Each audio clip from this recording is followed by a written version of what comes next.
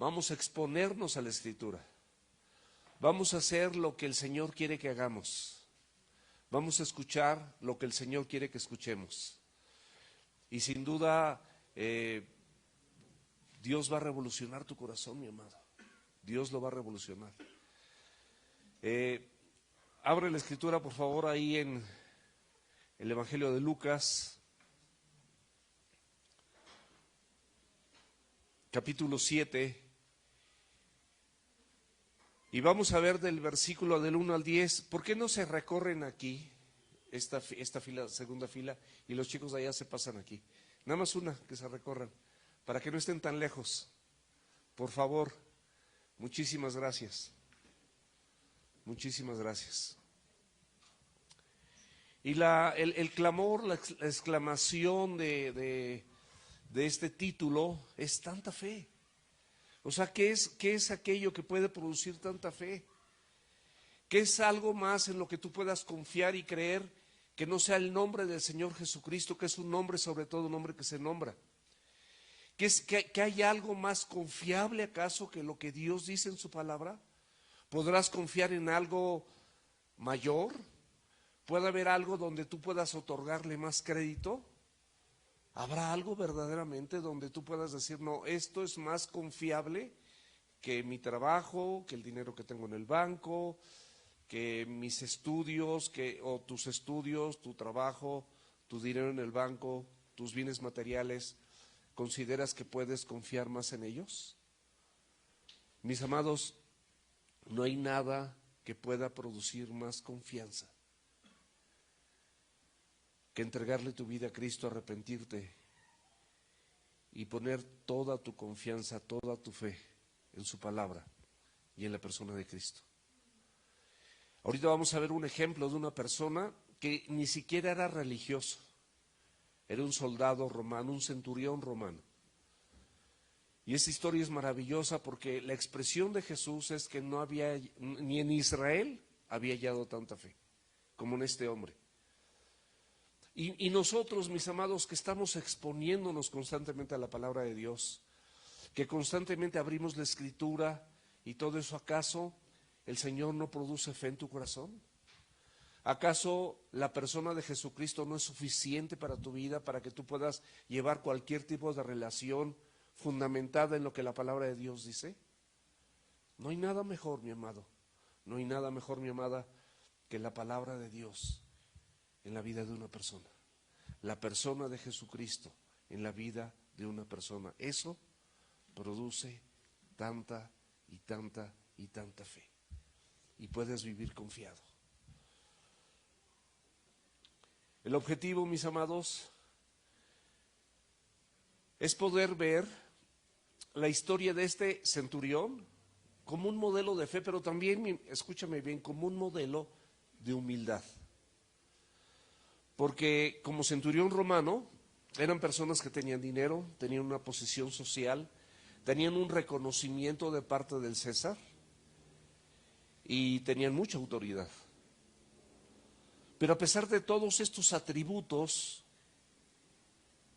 él de manera simple y de manera sencilla decidió poner su fe y su confianza en Cristo cuando se le presentó un problema, una adversidad, una aflicción que estaba fuera de toda su autoridad, de toda su economía, de todo el conocimiento que pudiera tener o los médicos que pudieran estar a su alcance, a su mano.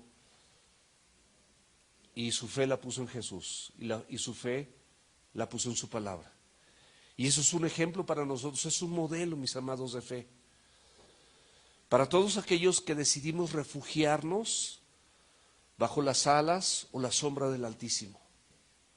Yo no encuentro un mejor lugar de refugio, de confianza, de seguridad, que estar bajo sus alas. No encuentro nada más confiable, y se los digo de todo corazón. No es porque esté aquí al frente y tenga que decir algo. No hay nada más confiable que poder depositar mi confianza en lo que está aquí escrito. En lo que Cristo hace en mi vida, en lo que Cristo puede hacer en la tuya y en lo que Cristo sigue haciendo.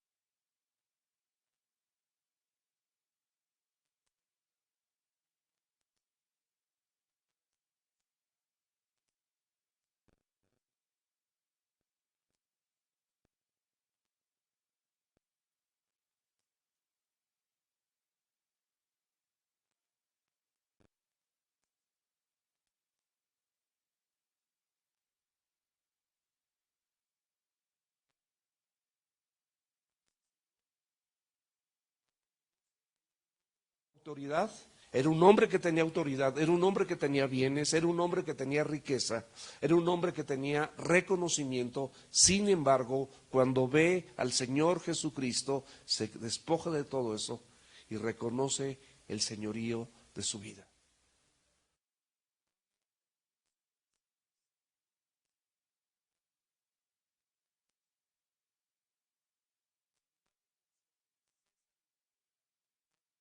De él, que fuera el César, pudiera decir o pudiera argumentar, él llama Señor al Señor Jesucristo, porque es el Señor.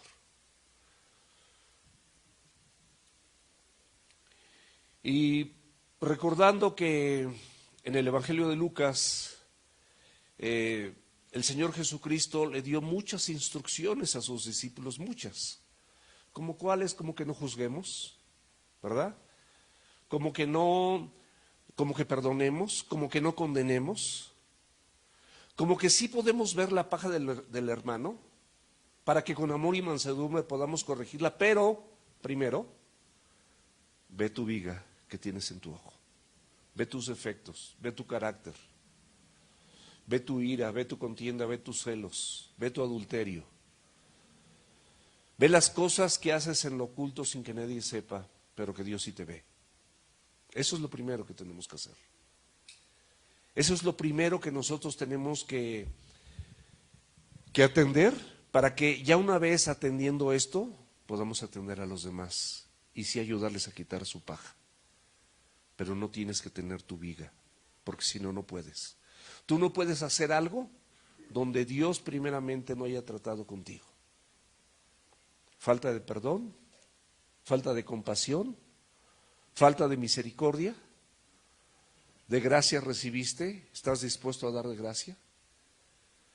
¿Reconoces que Dios es el dador perfecto en tu vida, es el proveedor número uno en tu vida y de lo que recibes le das simplemente? ¿Reconoces que Cristo esposo te pide como tu cabeza que ames a tu mujer como Cristo amó su iglesia y se entregó a sí mismo por ella?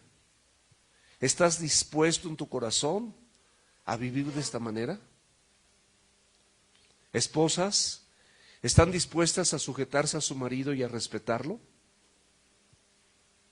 ¿Están dispuestas a hacer exactamente lo que la Escritura dice? Hijos, ¿están dispuestos a honrar a sus padres?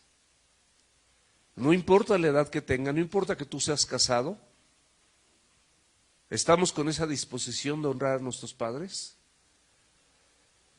Hay muchas cosas que nosotros podríamos considerar, pero el Señor Jesucristo consideró aquí en el capítulo 6, que es los versículos paralelos, están en Mateo 5, 6 y 7, y no te hablan de otra cosa, sino la diferencia que existe en el reino de Dios y en el reino de este mundo. El carácter del mundo y el carácter del reino de Dios, el carácter del Señor Jesucristo, que perdona, que no juzga, que no condena, que a pesar de que tengas una viga o una paja, Él está dispuesto a ayudarte. Y es lo que nosotros nos somos llamados para hacer, ¿verdad? Y vivir con otros.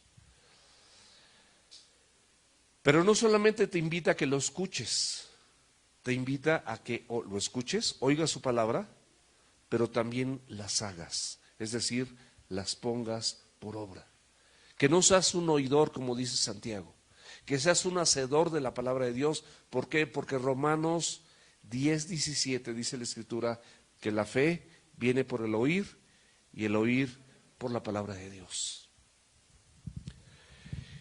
Aquí en este capítulo 7 vamos a ver cómo Jesucristo entra a Capernaum y nos va a dar un adelanto de la obra del Padre en la vida de este centurión, pero también es un adelanto de la obra del Padre en tu vida y en mi vida, porque este centurión era gentil y una persona denominada gentil era aquella persona que no era judía. Aquí somos gentiles, por decirlo de alguna manera, no hay judíos. Aunque algunos tengan barba de judío, no son judíos. Hasta de rabinos, no, aquí te falta todavía. Aquí a Jesús le falta. Pero bueno, él era gentil.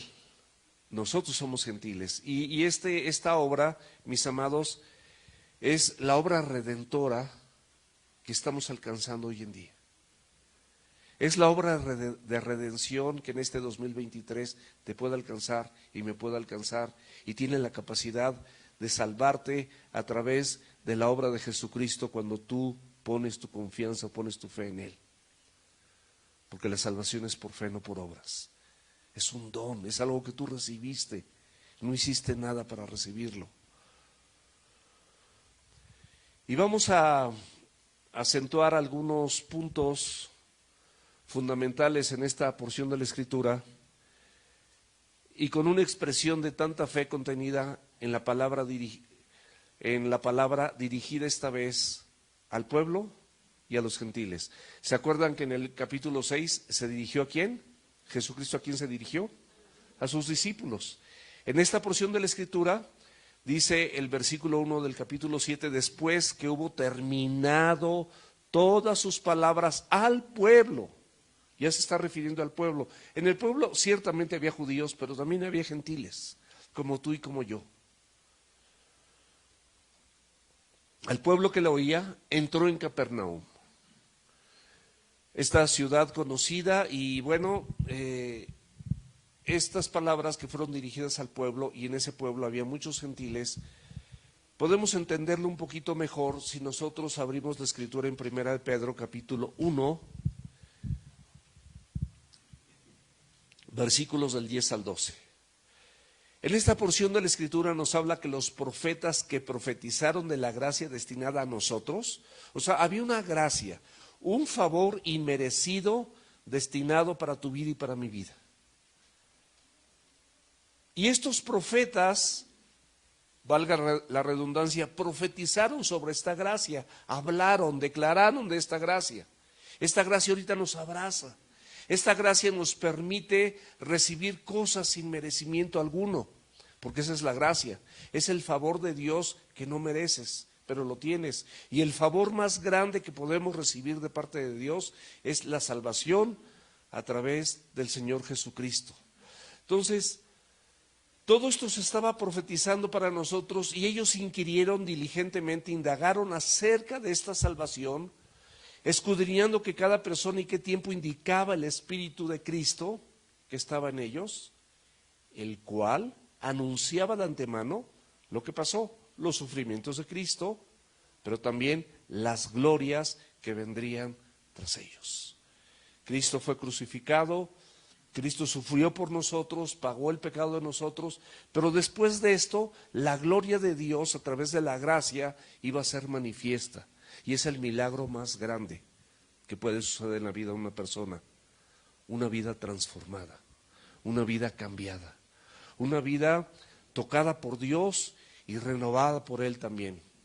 A esto se les reveló que no era para ellos mismos, sino para nosotros. Ellos nada más administraban las cosas que ahora son anunciadas, lo que estamos compartiendo ahorita. Ellos sabían que esto iba a pasar, porque así el Espíritu Santo de Dios se los había revelado.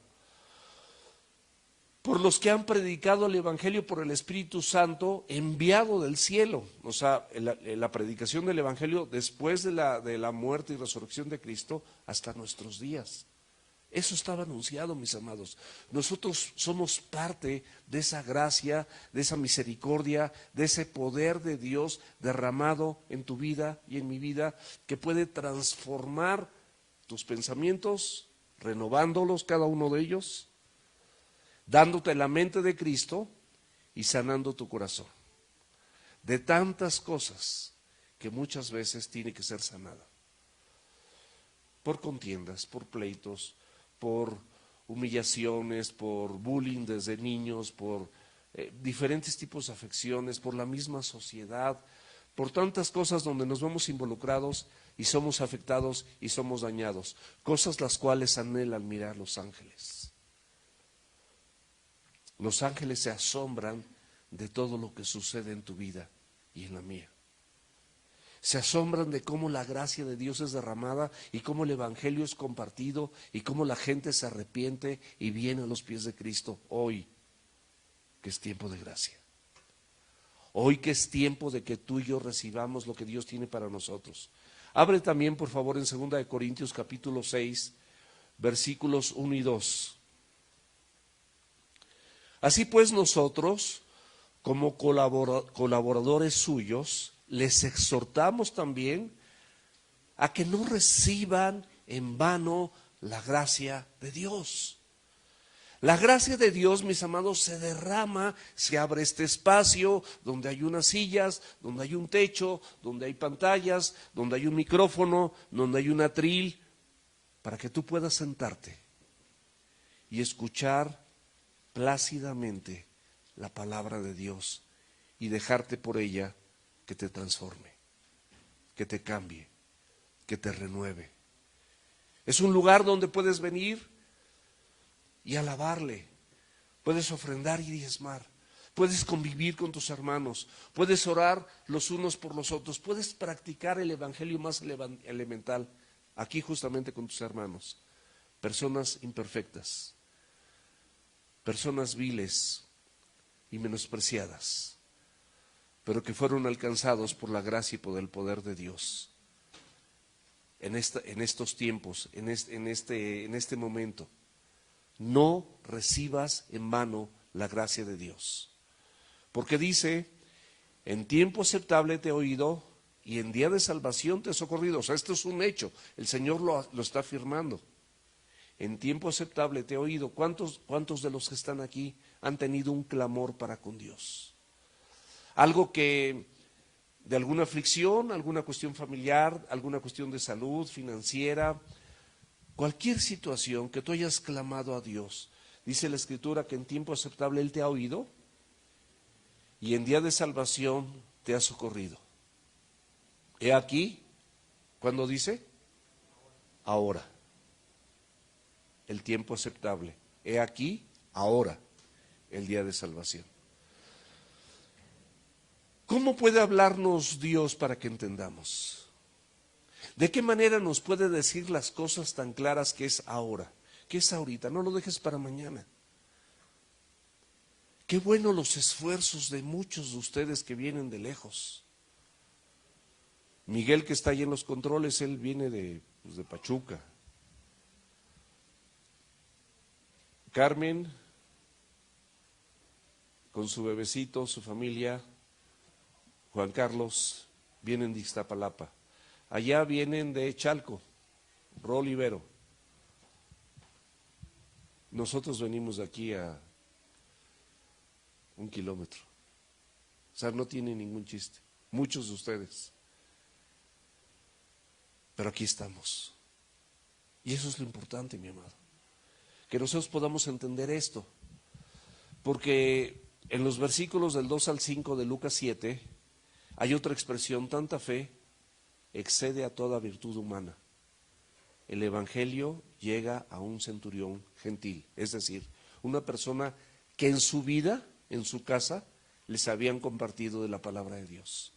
Yo sé que hay muchas personas en este lugar que nadie jamás en su casa les dio la indicación de que abrieran la Biblia. Muchos de los que están aquí jamás fueron instruidos para que se pusieran a orar, para dar gracias por los alimentos, para orar por otras personas, para ser convocados a algún lugar, a algún sitio donde se escuche la palabra fiel de Dios, se abra, se lea y se comparta de esa manera. Muchos de nosotros no recibimos eso.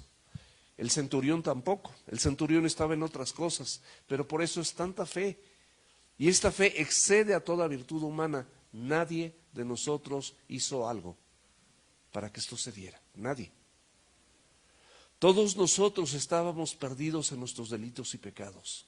Todos nosotros vivíamos conforme a la vana manera de vivir que heredamos de nuestros padres, de nuestros abuelos, bisabuelos, tatarabuelos y de todas las generaciones que nos anteceden. Porque la generación humana y la generación humana, y la generación humana, y la generación humana, sin importar cuántas generaciones sigan adelante o vayan hacia atrás, sigue siendo humana y sigue necesitando un Salvador y sigue necesitando a Cristo y sigue necesitando escuchar la palabra de Dios.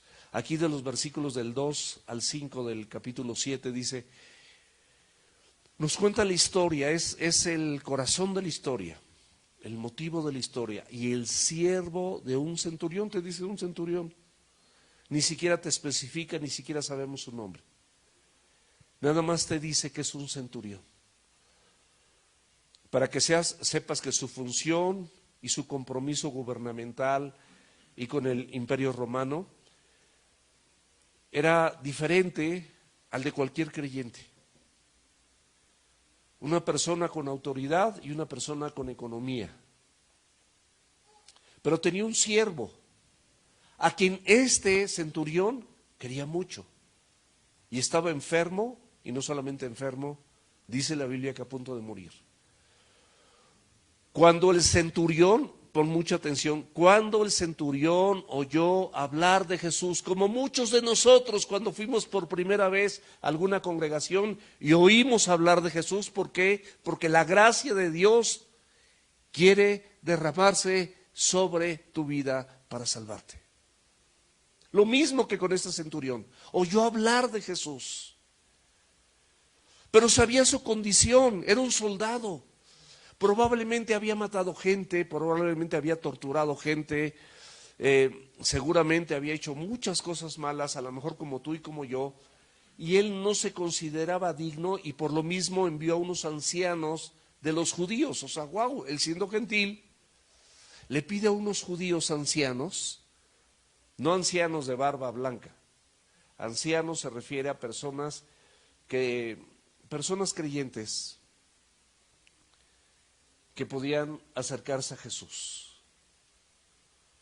Estos ancianos eran judíos, rogándole que viniese y sanase a su siervo. Esa es la encomienda, les pidió este favor. Y ellos vinieron a Jesús y le rogaron con solicitud. No fue una rogativa, no fue un favor como de esos que te piden y medio los haces. Y medio llevas el mensaje, y medio, oye, pues ¿qué me dijeron? Pues a ver si vas a la congre. Bueno, nos vemos. Y tras te vas. No. Aquí le dijeron, le rogaron con solicitud diciéndole, en su idea, en su criterio judío, como personas religiosas, acostumbradas a tener méritos por lo que hacen, le mencionaron algo más. Dice, es digno que le concedas esto. O sea, él es digno de que le concedas esto. Porque ama nuestra nación. Qué padre que ames la nación, pero nadie es digno delante de los ojos de Dios sin los méritos de Cristo. Y nos edificó una sinagoga no era barata. Edificó una sinagoga, un lugar como este, pero en forma de sinagoga, pues no es barato. Pero él edificó esto, tenía estas características. Pero el libro de Romanos nos puede explicar y nos puede ayudar a entender por qué este centurión, al igual que tú, al igual que yo, podemos hallar gracia delante de los ojos de Dios. Podemos hallar esa gracia salvadora, ese favor inmerecido de Dios que nos ayuda a ver nuestra condición, nuestra pecaminosidad humana, nuestra maldad, y reconocer que tenemos que arrepentirnos y pedirle perdón al Señor para que venga a nuestro corazón y nos limpie con su sangre. Eso es lo que vamos a ver en el libro de Romanos. Ábrelo en el capítulo 5, vamos a ver los versículos 1 y 2 y enseguida el 10 y el 11 también de Romanos 5, por favor. Vean cómo la Biblia de manera exquisita nos explica cada cosa que pasa en un lugar. La misma Biblia que se interpreta a sí misma tiene la posibilidad de gráficamente, de con palitos y manzanas, explicarnos cómo suceden las cosas. ¿Por qué este centurión, siendo gentil, con todos los antecedentes y los precedentes que podría haber acerca de un centurión, un soldado romano que ni siquiera cree en Dios y mucho menos en Cristo?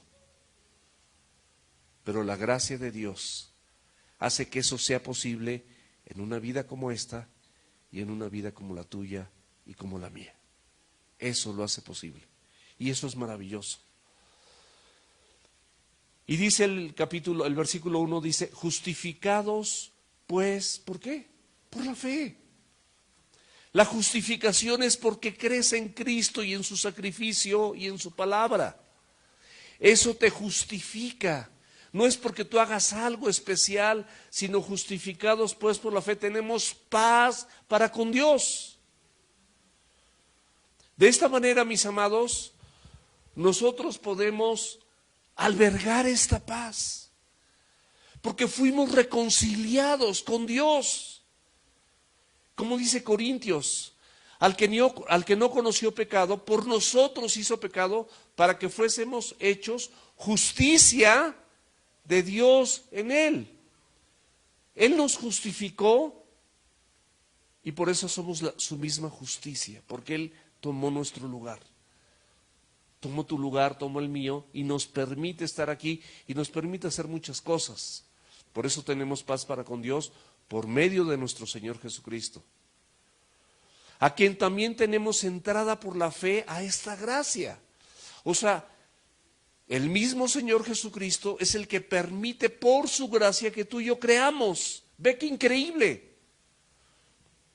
Esta tanta fe que estamos viendo en cada subtítulo no significa que digas, híjole, wow, qué super fe tiene el pastor. No, mi amado.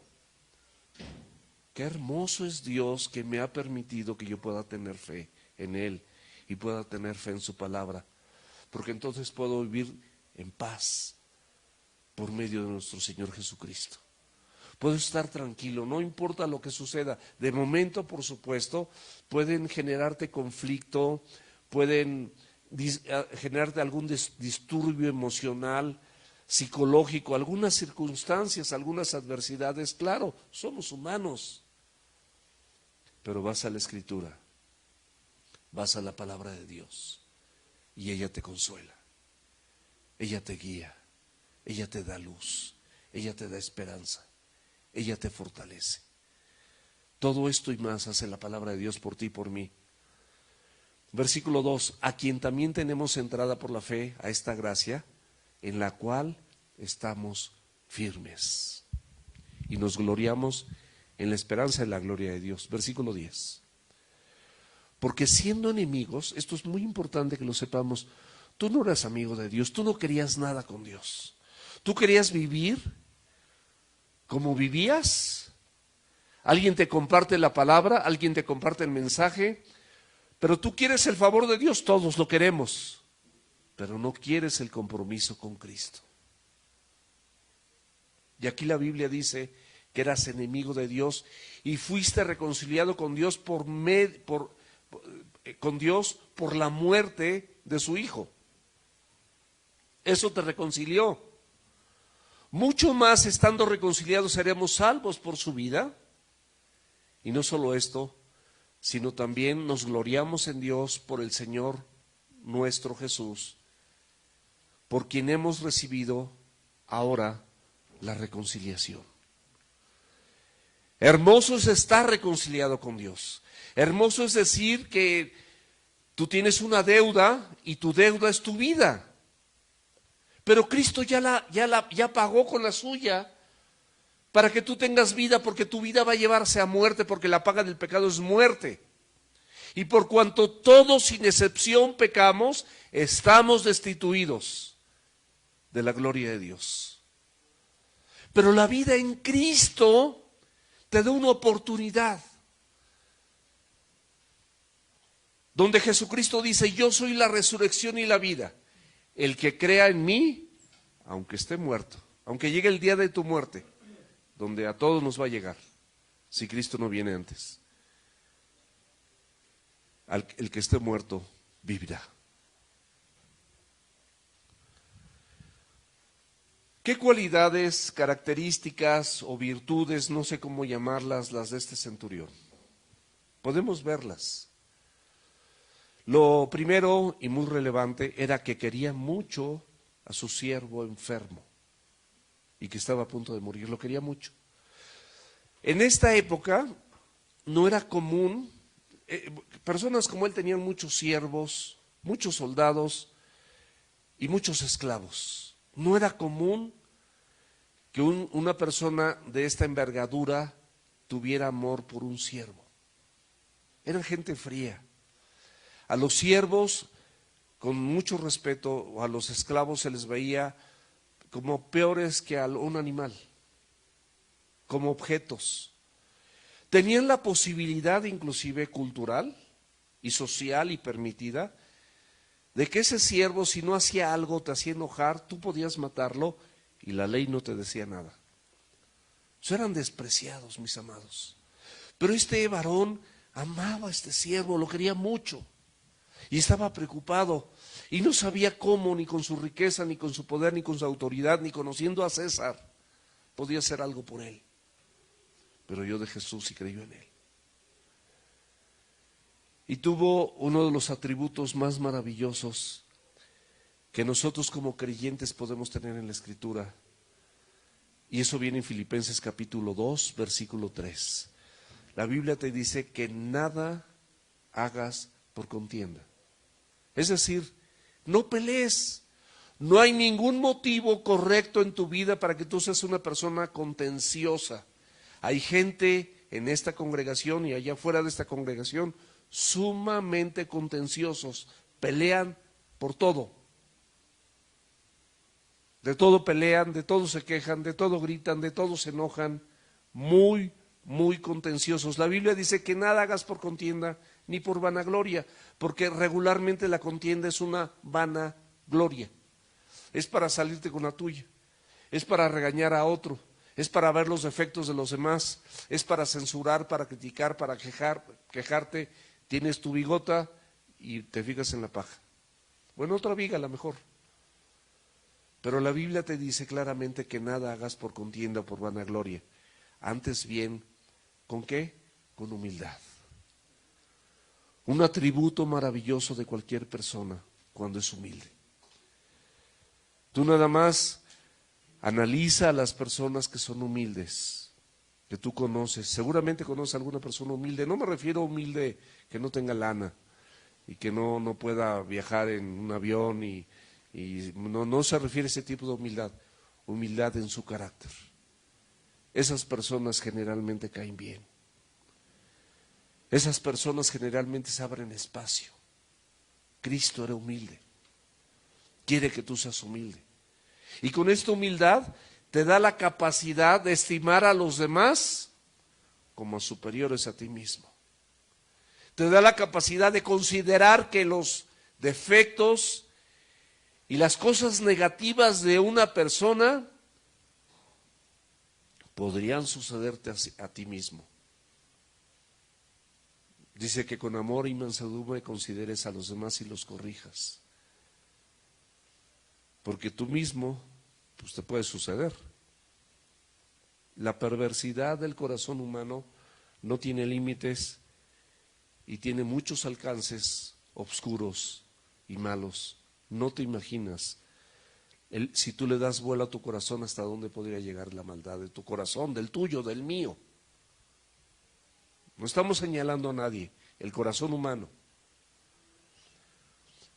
Otra característica o virtud, tuvo fe cuando oyó hablar de Jesús. Lucas 7:3 lo acabamos de leer.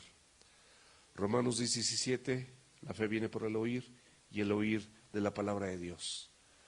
Pero algo muy relevante, Juan 6:44, dice que ninguno puede venir a mí, palabras de Jesús, ninguno puede venir a mí si el Padre que me envió no le trajere. Y yo le resucitaré en el día postrero. Tú estás aquí con Cristo porque en algún momento al Padre le plació traerte a los pies de su Hijo Jesucristo. Por eso estás aquí. No estás aquí porque te trajo alguien, a lo mejor alguien te invitó, simplemente fue la herramienta, fue el instrumento, pero Cristo fue el que te trajo. Cristo te permitió entender. Cristo te permitió creer en lo que Él decía. Cristo te permitió arrepentirte y recibir su sacrificio de forma gratuita. Y ahorita estar sentado en este lugar, escuchando la palabra de Dios. Vemos que fue humilde cuando rogó a Jesús. En Mateo no nos habla de intermediarios y él dice que él le rogó directamente a Jesús. No importa la situación, esta persona era humilde. No importa la narrativa. Pero Lucas sabemos que él tocó detalles que en otros evangelios no se tocaban. Pero la humildad, mis amados, de esa nadie discute, que es uno de los frutos más valiosos dados por el Espíritu Santo a una persona. Wow, cuando la gente es humilde.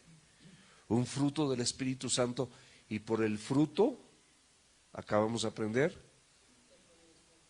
se conoce al árbol y se conoce a la gente.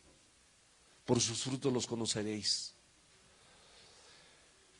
El centurión, a pesar de ganar dinero, de tener mucha autoridad, de tener 100 soldados y pertenecer estar dentro de un grupo de 60 personas que gobernaban o dirigían a 6,000 soldados, a pesar de todo eso, a pesar de tener relación con personas muy importantes del Imperio Romano, él conservaba su humildad. Él era manso y era humilde, sin arrogancia y sin soberbia. Y al acercarse al Señor Jesús, no buscaba sus obras personales o su rango de autoridad como un personaje del Imperio Romano para que Jesucristo accediera a hacerle el favor. No, él se va a él y se dirige a él como su Señor, independientemente del César. Lo reconoce como su Señor, oye hablar de él, cree en su palabra, cree en lo que él hace y le pide este favor. El Señor Jesucristo nos dice algo bien importante. Mateo 11:29.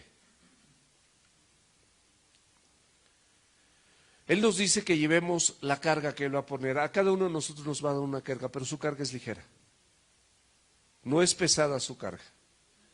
Dice, lleven mi yugo sobre ustedes. ¿Cuál es el yugo? Comparte el Evangelio. Perdona como yo he perdonado. Ama a tu prójimo. No juzgues, no condenes, no critiques. No veas nada más la paja. Primero ve tu viga. No seas un oidor, sé un hacedor. Todo eso es lo que el Señor nos dice. Es el yugo. Y aprendan de mí, que soy manso y humilde. Algo que no es natural ni de ti ni de mí. Naturalmente no somos ni mansos ni somos humildes. Ninguna de las dos cosas somos. Ni mansos ni humildes. Mucho menos en el corazón. Y por esa razón no hallamos descanso para nuestras almas. Nuestras emociones siempre están sacudidas por las circunstancias y por cualquier cosa que haga alguien donde yo no esté de acuerdo en lo que está haciendo y ¡fum!, me lo voy como fiera a esa persona. No quiere decir que las cosas malas se premien, por supuesto que no. El Señor disciplina. El Señor amonesta. El Señor quita privilegios para que entendamos. El Señor detiene muchas veces su bendición y te pone en un desierto, como tuvo que poner durante 40 años al pueblo de Israel. Lamentablemente dice que de los más de ellos no se agradó Dios. Codiciaron, murmuraron, fornicaron, fueron idólatras, etcétera, etcétera, etcétera. Y todos ellos quedaron postrados en el desierto. No seas de esas personas que quedan postradas en el desierto por no recibir lo que el Señor tiene para tu vida.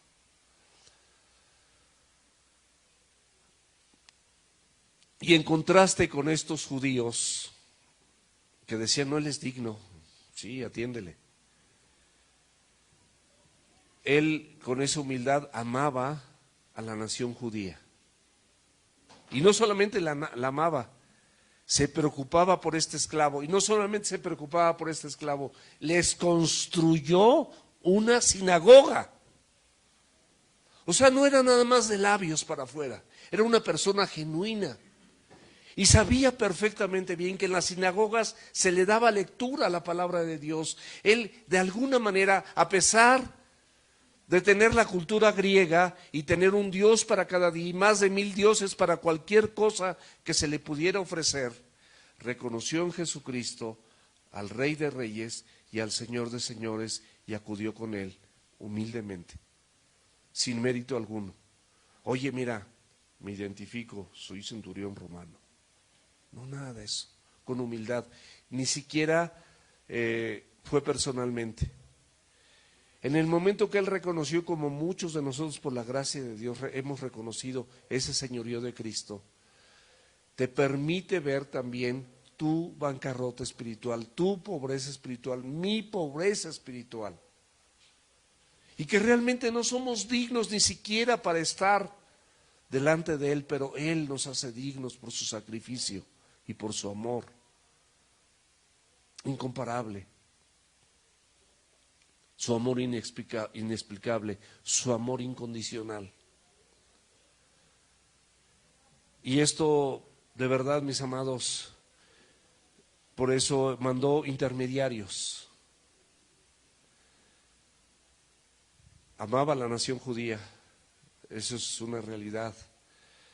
Y bendijo a la nación judía, porque les construyó una sinagoga. Y la Biblia promete ahí en Génesis 12:3 que Dios va a bendecir a toda aquella persona que bendiga a su pueblo. Tú eres parte de ese pueblo.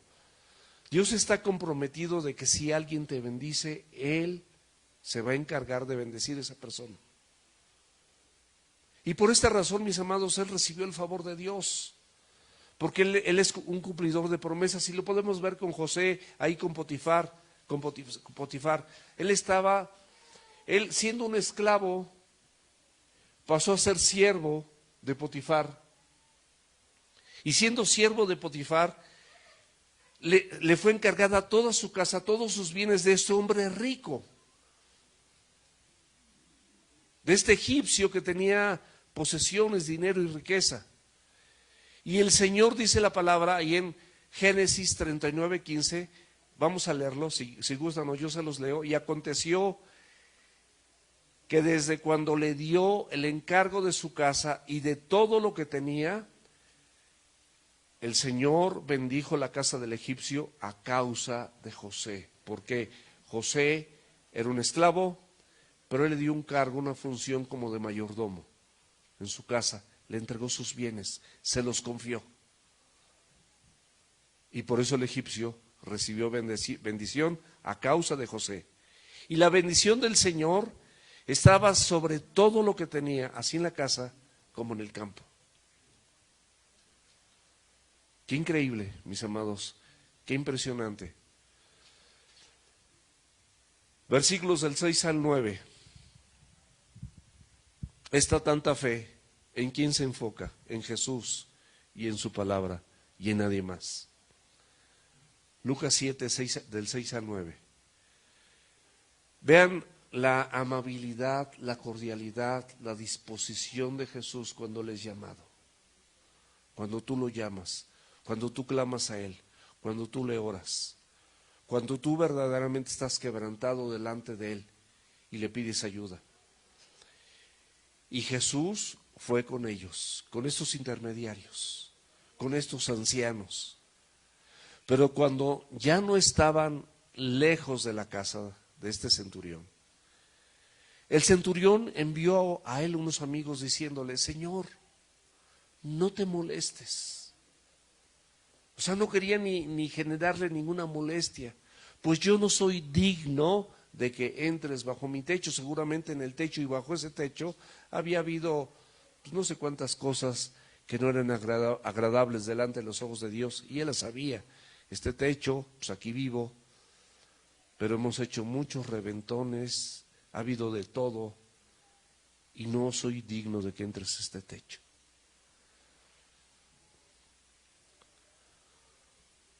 Por lo que aún me tuve por digno de venir a ti. O sea, no me tuve por digno de venir a ti. O sea, ni siquiera quiero pararme frente a ti. Por eso te mando gente para que a través de esa gente pues me des tu mensaje. Pero el mensaje es muy sencillo, así lo veo yo. Así es la fe que tú me has permitido tener. Él no lo está diciendo así. Estoy parafraseando esto. Le dice, di la palabra. ¿Cuántos de nosotros, amados, podemos confiar en lo que la palabra de Dios dice para que sucedan las cosas que aquí están escritas? Él ya las dijo, ya las declaró, y tú y yo podemos confiar en todo lo que aquí está escrito. Es lo mismo que decía este centurión, que no era un hombre religioso, que ni siquiera era devoto de leer la escritura o los papiros que se leían en ese momento en las sinagogas. Él simplemente le gustaba todo lo que se conversaba ahí, le gustaba porque seguramente había oído.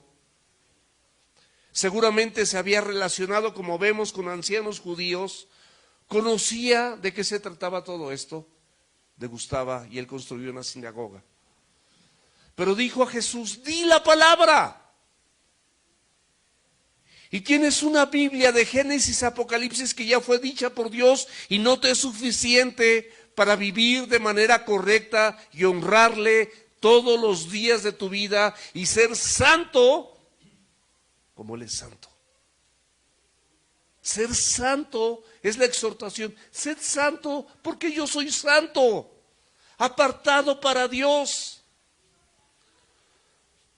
Puedes divertirte, puedes tener a tu esposa, a tu esposo, puedes tener hijos, trabajar, ir al cine, ser aficionado a los deportes, participar de juegos de mesa, pero todo lo que hagas filtrado a la luz de la Escritura. Es increíble todo lo que el Señor nos permite hacer, todo lo que el Señor nos permite tener. Y Él le dice, di la palabra y mi siervo será sano. Y le pone una analogía. Porque yo también soy hombre puesto bajo autoridad. Hay personas que me pueden decir que yo haga algo y lo voy a hacer porque estoy bajo esa autoridad. Sé lo que es obedecer. Tengo soldados bajo mis órdenes y digo a este ve y va. Y al otro ven y viene. Y a mi siervo hace esto y lo hace.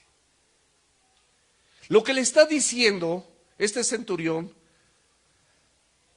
así como a mí los siervos y mis esclavos y los soldados me obedecen, la enfermedad y la muerte están, Señor Jesús, bajo tu autoridad. Solamente di la palabra. ¡Wow! Sorprendió al mismo Jesús.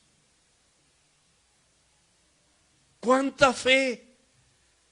¡Qué manera de creer sin haber sido adoctrinado! La gracia de Dios derramándose sobre tu vida y mi vida para que nosotros, viviendo perdidos, sin reconocer a Dios en nuestros caminos, haciéndolo literalmente lo que se nos da la gana, contrario a lo que dice la palabra de Dios, el Señor derrama por su misericordia, derrama su gracia por su misericordia, porque no te da lo que tú mereces. Por eso te dice, acércate confiadamente al trono de gracia. Se reconoce la gracia, se ven todos los favores que tú y yo necesitamos, ahí están en ese trono. Por eso es el trono de gracia. Ese es el calificativo que el Señor le está dando. Es un trono donde están todos los favores que tú necesitas. Le llama el trono de gracia. Pero lo primero que te dice, para hallar misericordia.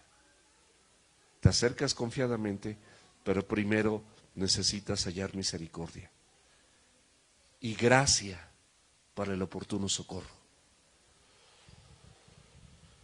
Al oír esto, Jesús se maravilló de él y volviéndose dijo a la gente que le seguía: les digo que ni aún en Israel, ni aún con las personas que tienen años de creer, años de congregarse, que han tomado su discipulado, que van a una célula, que oran todos los días, que leen su Biblia, que hacen su devocional, ni aún en esas personas he encontrado tanta fe como en este hombre. Qué hermoso que el Señor Jesucristo pueda saber que tú y yo confiamos de la misma manera en su palabra.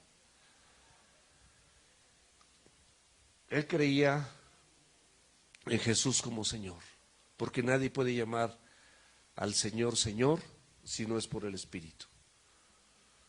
Primera de Corintios 12:3. Se creía indigno porque había oído de su grandeza, había oído de la palabra, había oído de todas sus enseñanzas. La gente se maravillaba de su doctrina, las multitudes se aglutinaban, los mismos religiosos lo buscaban y buscaban de qué poderle acusar y no encontraban absolutamente nada, porque Cristo era perfecto, era Dios hecho carne. Esto es maravilloso, mis amados, y Él se ha presentado a ti. Cuando vino con Pedro, un experto en pesca, después de estar toda la noche y aventar sus redes y no haber pescado nada, Él le dijo: nuevamente echar la red. Y Pedro dijo: bueno, en tu nombre. La barca se llenó, la red se reventaba, llamaron a otra barca, llenaron todo.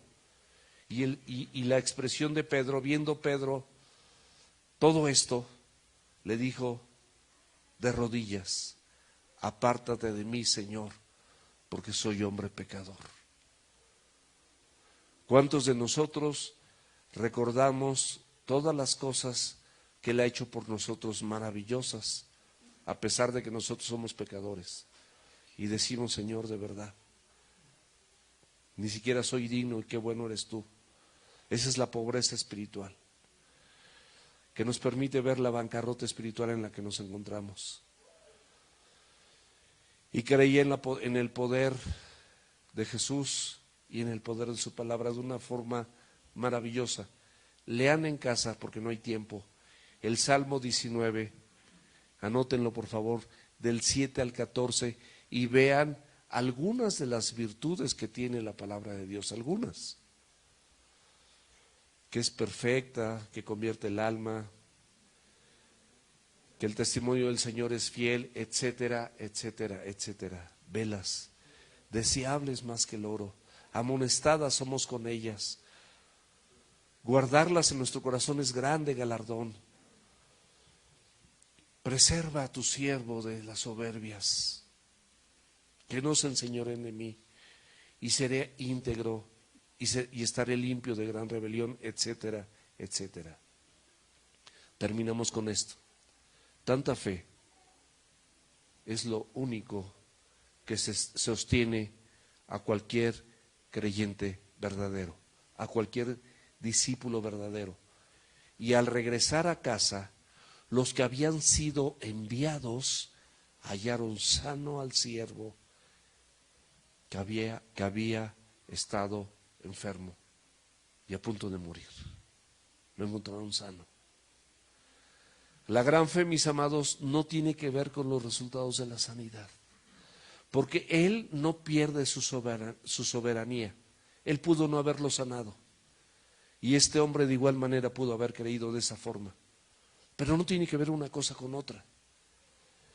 Pablo tuvo fe, estamos de acuerdo, y 3 veces le oró al Señor que le fuese quitado ese aguijón, pero el Señor le respondió: bástate mi gracia, porque mi poder se perfecciona en tu debilidad. Así que no tiene que ver absolutamente nada, porque podemos tener mucha fe y no necesariamente con eso el Señor está comprometido contigo a que tú le tuerzas el brazo y le digas: no, Señor, yo tengo mucha fe y tuve mucha fe y por eso haz esto o haz aquello. Todas las cosas que suceden a los que le aman a Dios, les ayudan a bien. Y esto es a los que conforme a su propósito han sido llamados. La sanidad del siervo del centurión no fue sino una expresión de pura gracia y pura misericordia.